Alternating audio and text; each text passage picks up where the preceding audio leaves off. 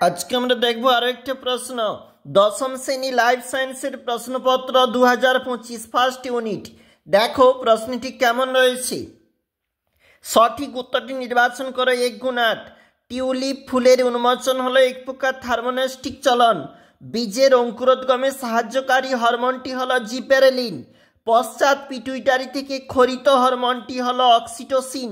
অশ্রুতে উপস্থিত উৎসেচকটি হলো লাইসোজাইম। চলে যাচ্ছি পরের যে আমাদের পেজটা রয়েছে ওখানে। দেখো কি বলেছে। প্যারামেসিয়ামের গমনাঙ্গ সিলিয়া। মানুষের জনন কোষে ক্রোমোজোম সংখ্যা 23। কোন দশায় অবস্থানকালে কোষ বিভাজিত হতে পারে না? G0 অর্থাৎ অপশন নম্বর ডি। কোষপাত গঠনে সাহায্য করে গলগি বডি। ন্যাস্টিক চলন বাহ্যিক উদ্দীপকের তীব্রতা অনুসারে ঘটে। ক্যাসকোগ্রাফ দ্বারা উদ্ভিদের বয়স পরিমাপ করা যায়। মিথ্যা। পর্বমধ্যের দৈর্ঘ্য বৃদ্ধিতে সাহায্য করে কোন উদ্ভিদ হরমোন? জিবেরেলিন। ডাবের জল সাইটোকাইনিন। অগ্রস্থ ভাজক কলা হবে অক্সিন। এরপরে দেখো পরের যে পেজটা বলেছে, যেখানে ক্রেটিনিজম মিক্সিডিমা মধুমেহ গয়টার উত্তরটা হচ্ছে মধুমেহ আলাদা।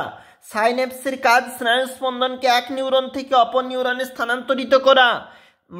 অ্যামাইটোসিস কোষ বিভাজনে ব্যায়ামতন্তু গঠিত হয় না।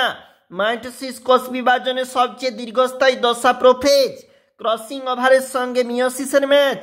ট্রান্সলেশনের সঙ্গে প্রোটিন তৈরির ম্যাচ। আকৃতির ক্রোমোজোমের সঙ্গে মিওসিসের ম্যাচ। এরপরে তোমাদের 2 নম্বরের প্রশ্ন রয়েছে, তোমরা দেখতে পাচ্ছ। চলে যাব আমরা একটু পরের যে পেজ, এই পেজটাতে দেখে নাও, যেখানে 5 নম্বরের প্রশ্ন রয়েছে। দশম শ্রেণী 2025 ফার্স্ট ইউনিট লাইফ সায়েন্স।